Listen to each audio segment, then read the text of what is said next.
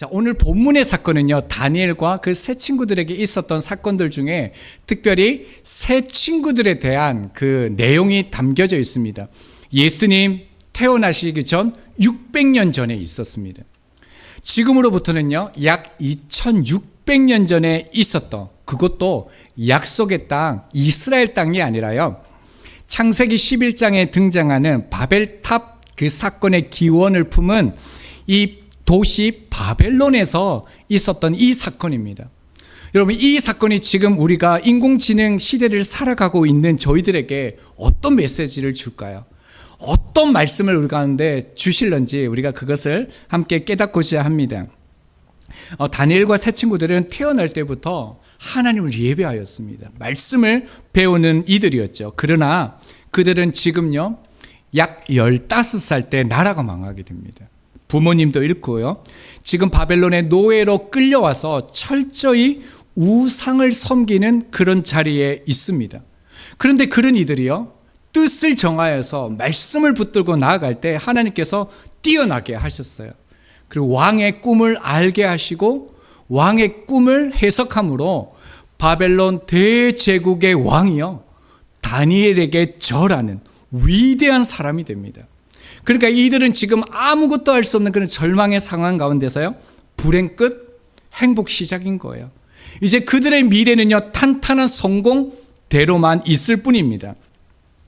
자, 우리가 이 사건을 볼 때요, 이런 기적과 같은 이런 사건으로 인해서 우리가 이런 말씀을 붙들면 우리에게도 우리가 하나님 뜻대로 살아가면 이런 인생 역전이 있을 거야, 하나님께서 성공을 주실 거야, 그렇게 다짐하고 위로를 받곤 그렇게 하지요. 물론 그런 일도 일어날 수 있습니다. 그런데 말씀을요, 곱씹고 또 곱씹어 보면 성경이 말하는 것은 또 다른 면이라는 것을 발견하게 되어집니다. 우리 3장 1절을 한번 보겠습니다. 느부갓네살 왕이 금으로 금신상을 만들었으니 라고 얘기하고 있죠. 자, 이때 어떤 일이 일어나냐면요, 느부갓네살 왕이 드디어 그 마지막으로 남아있던 남유다를 완전히 멸망시켜 버립니다. 성벽도 성전도 이제 이때 이스라엘이라는 나라가 역사 속에서 지워지는 그런 때였습니다. 그러니까 느부갓네살 왕이 여호와 하나님이 지키시는 그 이스라엘을 멸망시킬 그때예요, 어떤 마음을 가졌냐면 내가 여호와 하나님을 이겼다라는 거예요.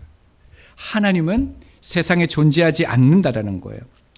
자, 그때요, 거대한 신상을 만들어서 절하지 않는 자는 이 맹렬히 타는 불에 던져 넣겠다라는 그런 사건이 일어난 거예요. 언제부터냐면 다니엘과 세 친구들이 복을 받고 굉장히 높은 자리에 있었을 그때로부터 약 15년 뒤에 갑자기 가장 절망적인 사건이 일어난다라는 겁니다. 근데 이들이 절하지 않았거든요. 그래서 어떻게 하냐면 이제라도 너희들이 내가 만든 신상에 절을 하면 살려주겠다 회유를 합니다. 여러분 16절을 보면 이 친구들이 뭐라고 얘기하냐면요, 우리가 이 일에 대하여 왕에게 대답할 필요가 없나이다 라고 얘기합니다. 원문에 보면요, 느부갓네살이여 이렇게 얘기해요. 왕이라는 이름도 붙이지 않습니다. 그러니까 이 세 친구들은요, 살려고 왕과 타협하는 일은 절대로 하지 않겠다라는 그런 의지를 표명하는 것이죠. 그리고 난 다음에 저희들이 너무 사랑하고 저희들도 그런 믿음을 가지기 원하는 18절 보면요, 그리 아니하실지라도 이 고백을 하게 되어집니다. 여러분, 이 고백은요, 어떤 고백이냐면 하나님의 능력에 대해서 의심하지 않는다라는 거예요. 하나님 우리 가운데 함께 하심을 믿는다라는 거예요. 그런데 하나님께서 이 풀무불에서 자신을 살려주실지 살려주시지 않으실지 모른다라는 거예요. 들어가면 살게 될지 확실한 믿음을 가지고 나아갔던 게 아니다라는 거예요. 그러나 이들이 그리 아니하실지라도 이 고백의 의미는 뭐냐면요, 살려주지 않아도 어떤 결과가 나타나더라도 우리는 하나님에 대한 그 믿음은 변함이 없다라는 거예요. 하나님의 존재를 부인하지 않는다라는 거예요. 그래서 그들이 하나님 앞에 이제 나아가게 되는 거죠. 자, 이 말을 들은 왕이 어떻게 했습니까? 폭발한 겁니다. 그게 이제 오늘 본문부터 일어나는 사건인데요. 자, 19절을 보면요, 느부갓네살이 분이 가득하여 얼굴빛을 바꾸고라고 되어져 있습니다. 이미 13절에요. 노하고 분하였대요. 근데 지금은 어떻습니까? 이들이 마땅히 엎드려 절하고 나의 말에 순복할 줄 알았는데 오히려 거역하는 거예요. 그러니까 감정이 격해져서 이성을 잃은 상태가 되는 겁니다. 여러분 혹시 이성 잃어보셨습니까? 감정에 너무 분하여서 너무 복받쳐서 폭발해 보신 적이 있습니까? 이성을 잃으면요, 하지 말아야 될 행동을 하게 되어집니다. 그래서 왕이 뭐라고 얘기합니까? 말씀해 보면 7배나 뜨겁게 하라라고 얘기합니다. 이 7배나 뜨겁게 하라는 것은요, 어떤 7배나 더 뜨겁게 하라 이런 의미보다는 7은 완전수죠. 그러니까 왕이 얼마나 분노했는지 이들을 확실하게, 뭐 우리 표현으로 하면 막 그렇게 갈기갈기 찢어서 죽여버리겠다, 이 의지를 표현한 단어가 이 단어라는 거예요.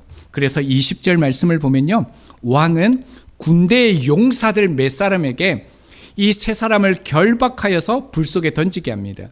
여기 보면 결박하다라고 얘기를 하잖아요. 그러니까 절대 풀어지지 못하도록, 움직이지 못하도록 묶어버린 거죠. 본보기를 보여주는 거예요. 그 누구라도 나의 말에 거역하고 따르지 않으면 풀무불에 들어가서 반드시 너희들이 죽게 되어진다는 것을 보여주기 위해서 이렇게 한 것이죠. 자, 그러면서 21절 말씀을 보면요, 용사들이 어떻게 하냐면 겉옷과 속옷과 모자와 다른 옷을 입은 채 결박했다라고 말하고 있어요. 그래서 성경을 보면 참 흥미로운 게 참 많아요. 꼼꼼히 보면 겉옷과 속옷을 왜 기록했을까요, 여러분? 의미가 있는 거예요. 고대 당시에는 그 사람을 이렇게 불에 타 죽일 때에 옷을 입히지 않습니다. 그런데 오늘 성경은요, 겉옷과 속옷과 모자와 다른 옷을 입힌 채 결박했다라는 거예요. 어떤 의미일까요? 여러분, 옷 입고 불에 들어가면 잘 탑니까? 옷 안 입고 들어가면 잘 탑니까? 옷 입고 들어가면 더 잘 타죠. 그러니까 이 분노, 세상이 믿는 자들에 대한 그 고통과 그 박해가 이러하다는 것을 이 한 절 한 절에 담아 놓는다라는 거예요. 절대로 하나님 뜻대로 살아가는 그 사람들을 세상이 가만히 두지 않는다는 것을 이 단어 속에 담아 놓는 것이죠. 자, 그러면서요, 자, 22절을 한번 볼까요? 같이 한번 읽어보겠습니다. 시작. 왕의 명령이 엄하고 불꽃이 사드락과 메삭과 아빈누고를 붙든 사람을 태워 죽었고, 얼마나 강했던지요, 새 친구를 묶어서 던졌던 용사들이 불길에 못 견뎌서 죽는 일이 일어났다라는 거예요. 자, 그리고 23절은요, 이윽고요, 이 친구들이 묶인 채로 맹렬히 타는 불 속으로 들어갑니다. 여러분, 이때 기뻐하면서 캐제를 불렀던 사람들이 있습니다. 누구냐면 갈대아 사람들이죠. 이 새 친구들을 못마땅히 여기고 이들을 무너뜨리고자 했던 갈대아 사람들은 정말로 기뻐하고 모든 것이 이제 끝났다, 우리의 세상이다라고 그렇게 말했을 것입니다. 그런데 자, 24절에 어떤 일이 납니까? 그때에 느부갓네살 왕이 놀라 급히 일어났대요. 자, 왕이요, 끝까지 이 사람을 다 죽이는 이 사건을 보고 있었다라는 거예요. 그래서 놀라 급히 일어났다라고 되어 있는데, 여기서 놀라는 것은요, 아무도 안 놀라시네. 이 깜짝 놀라다라는 거예요. 너무 왕이 놀랐는 거예요. 그리고 이 급히라는 말은 뭐냐면, 우리가 급히하는 그 단어가 아니라 놀라게 하다, 무섭게 하다, 불안하게 하다는 이런 뜻이에요. 그러니까 느부갓네살 왕의 행동이 너무너무 무서운 거예요. 왕이 왜 저래? 이런 행동이 지금 왕에게 나타났다라는 거예요. 여러분, 이해가 되세요? 바벨론 제국의 이 느부갓네살 왕은 왕 중의 왕이에요. 수많은 나라들을 정복했고요, 피 비린내 나는 그런 전쟁 속에서 이겼던 대단한 왕입니다. 그런데 지금 그 왕이요, 불안해가지고 너무 두려워가지고 왕으로서의 채통도 있고 자리에서 벌쩍 일어났다라는 거예요. 왜 그렇습니까? 도저히 믿을 수 없는 상황이 전개되어졌기 때문에 그렇습니다. 그러면서 이 장면을 이렇게 얘기하죠. 말씀을 다시 보면요, 우리가 결박하여 불 가운데에 던진 자는 세 사람이 아니었느냐라고 얘기합니다. 여러분, 세 사람 맞죠? 그런데요, 25절에 보면 뭐라고 얘기합니까? 분명히 세 사람이 들어갔는데 풀무불 안에서는요, 네 사람이 다닌다라고 얘기하는 거죠. 여러분, 여기서 다닌다라는 것은요, 행동하는 거예요. 이렇게 걸어 다니는 거. 지금 이들이 불 그 안에서 걸어 다니고 탔다라는 거예요. 용사들이요, 던질 때 불에 타 죽을 정도로 그런 어마어마한 그런 불이었습니다. 근데 이들이요, 살아있다라는 거예요. 그런데 또 흥미로운 것은 뭐냐면 분명히요, 온몸이 결박된 채 던져졌댔죠. 근데 25절은 어떻게 되어 있습니까? 결박되지 않았다라는 거예요. 근데 이들이 분명 타긴 탔다라는 거예요. 탔는데 뭐만 탔어요? 밧줄만 탔다라는 거예요. 그리고 우리가 또 보아야 될 건 뭐냐면 넷째 모양이에요. 이 신들의 아들과 같았다라는 이 네 번째 사람이 누구 있는가? 이게 오늘 우리가 이 말씀 속에서 발견해야 될 그 한 사람이라는 겁니다. 여러분, 이 신의 아들은요, 지금 느부갓네살 왕이 너무 놀라운 거예요. 놀랍다라는 말은 뭡니까? 보통 사람들과 달랐다라는 거예요. 독특한 모양을 하고 있거나 아니면 어떻습니까? 열방을 다녔으니까, 수많은 나라를 정복했으니까 수많은 인종을 보았을 거잖아요. 근데 한 번도 본 적이 없다라는 거예요. 그럼 어쩌면 정말 빛이 나고 있었는지. 그러나 분명한 것은 보통 사람과 달랐다라는 겁니다. 자, 그러면요, 이 신의 아들과 같다라고 말한 이 네 번째 사람은 누구입니까? 여러분, 누구로 알고 계세요? 누가 그럽니까? 누가 그랬습니까, 집사님? 성경에 예수님이라고 안 돼 있는데요. 당황하셨죠? 이명국 집사님이 그러셨습니까? 나가시라고 좀 얘기해 주세요. 답을 얘기해 주셔가지고. 자, 유대인들은 전통적으로요, 첫 번째는 이 네 번째 사람을 천사라고 해석을 합니다. 그리고 탈무드는요, 이 사람을 가브리엘 천사로 봅니다. 근데 지금 대다수의 성경학자는요, 성육신 하기 전에 예수 그리스도를 보는 것이 그런 지배적인 견해입니다. 자, 그러면요, 근거가 있어야죠. 왜 이 네 번째 이 사람이 예수 그리스도인가 하는 것입니다. 이걸 우리가 찾아야겠죠. 여러분, 구약 성경에 보면 예수 그리스도께서 함께 하신 장면이요, 종종 나옵니다.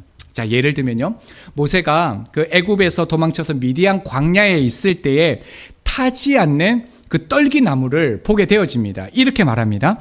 출애굽기 3장 2절입니다. 여호와의 사자가 떨기나무 가운데로부터 나오는 불꽃 안에서 그에게 나타내시느니라 라고 얘기하고 있습니다. 자, 하나님의 사자가 불 가운데 나와요. 성경에서 불은요, 하나님의 현현을 상징합니다. 자, 그러면 이 여호와의 사자는 누구냐는 거예요. 자세하게 설명을 못 드리지만요, 말라크라는 단어인데요, 칼빈이나 우리 복음주의에서는요, 이 말라크를 예수 그리스도로 보고 있습니다. 자, 그 증거 중에 하나는 뭐냐면요, 말라기 3장 1절입니다. 만군의 여호와가 이르노라, 보라, 내가 내 사자를 보내리리 라고 얘기하죠. 여기서 이 사자가 말라크입니다. 그가 내 앞에서 길을 준비할 것이요, 또 너희가 구하는 바 주가 갑자기 그의 성전에 임하시리니 곧 너희가 사모하는 언약의 사자가 다시 나오죠. 이 사자가 뭐라고요? 말라크예요. 이 여호와의 사자가 임하여서 성전에 임할 것이다. 누구십니까? 예수 그리스도라는 거예요. 구원자 예수 그리스도를 말하는 것이죠. 여러분, 지금 모세는 광야 서쪽 산 그 호렙 쪽에 있습니다. 여러분, 왜 하나님께서 여기에서 모세를 만나 주셨는지는 알 수 없습니다. 그러나 분명한 것은 그 호렙 그 땅은요, 황량한 곳이고 폐허고요, 버려진 땅이에요. 홀로 된 것처럼 여겨지는 살 수 없는 그 땅에요, 여호와 하나님, 메시아이신 그분이 모세를 기다리고 계셨다라는 거예요. 자, 여러분, 그렇다면요, 오늘요, 우리가 보아야 될 것은 왜 주님이 풀무불에 계시냐는 겁니다. 여러분, 왜 새 친구들과 함께 예수님이 그 안에 계실까요? 혹시 질문해 보셨습니까? 불에 빠지지 않도록 구해 주셔야 되는 거 아닙니까?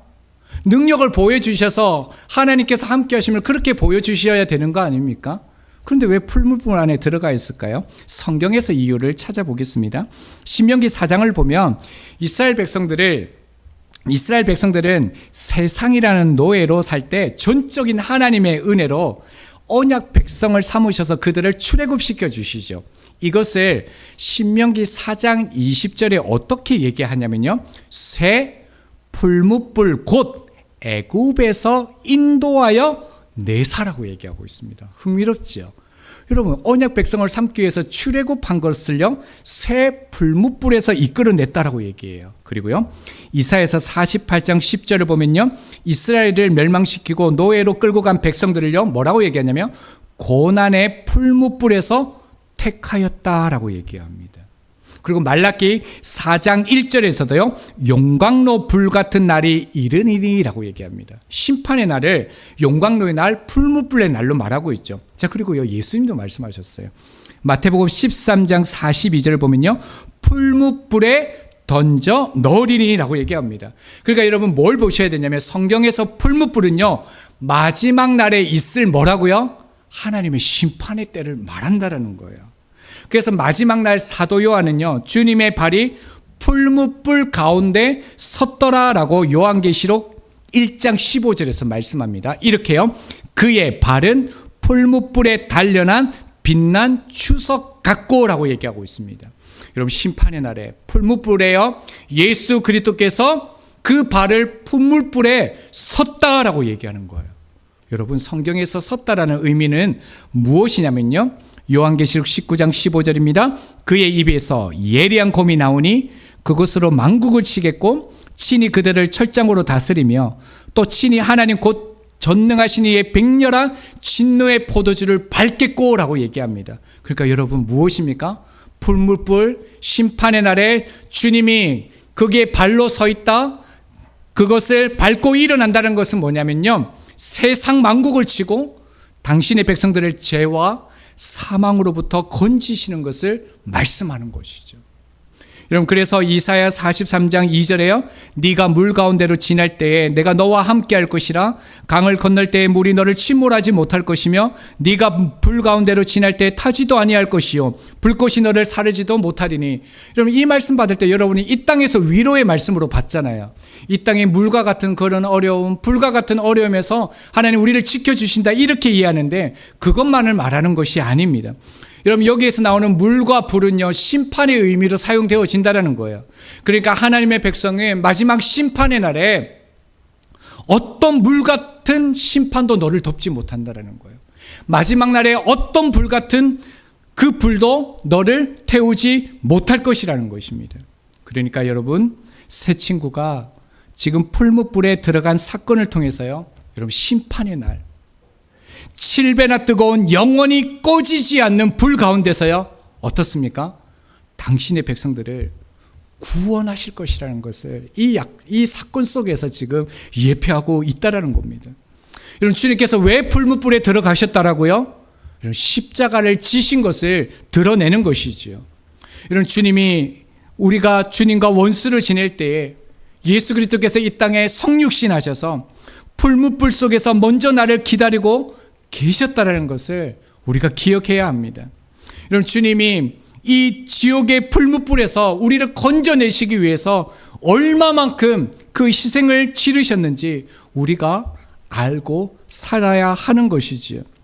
그래서 본문은 장차 그 하나님의 아들이 인간의 몸을 입고 오셔서 풀무불 같은 세상을 살아가는 우리 가운데 함께 하시고 그들을 반드시 이처럼 마지막 날에 내가 너를 구원하리라, 이것을 말씀하시는 사건이라는 것입니다. 여러분, 어떻습니까? 이 바벨론과 같은 세상 속에서 말씀대로 살기가 얼마나 어렵습니까? 저도 너무너무 어렵더라고요. 말씀대로 살아가는 게 너무너무 힘듭니다. 그래서 말씀대로 살아가지 못하고 기도하지 못하고 그래서 실망하고 자괴감이 참 많이 들 때가 많습니다. 그리고 신앙생활 열심히 하지만요, 오히려 우리 청년들 보면 때로는 남들보다 더 느리게 보이는 거예요. 내가 그렇게 헌신하고 했는데 내 삶이 더 잘 안 되는 것처럼 보일 그런 삶이 답답한 경우들이 있다라는 것입니다. 여러분, 때론 주님께 기도할 힘도 없고요, 교회 안 나가고 싶고 다 정리하고 싶은 그런 마음이 들 때도 분명히 세상의 풀무불 같은 상황 가운데 있습니다. 왜 없겠습니까? 그러나 그럴수록이요, 우리는 더욱 주님을 놓지 말고 살아내야 합니다. 왜냐하면요, 여러분, 주님이 지금 풀무불에 계시기 때문에 그렇습니다. 여러분, 그렇다면 저희들도 그 풀무불에 들어가야 되지 않아야겠습니까? 세상 살기가 너무너무 힘들지만요, 여러분 분명히 세상은 너무 어려운 것 같습니다. 여러분 세상 안에 들어가면 참 고통스럽고요, 너무 괴롭고요, 살 수 없는 그런 불이 맞습니다. 그런데 또 우리가 잊지 말아야 될 것은요, 우리에게는 세상이라는 것이 불이 맞지만요, 주님에게는 불이 아니다라는 겁니다. 여러분 25절 말씀 보겠습니다. 결박되지 아니한 네 사람이 불 가운데로 다니는데 상하지도 아니하고, 27절이요.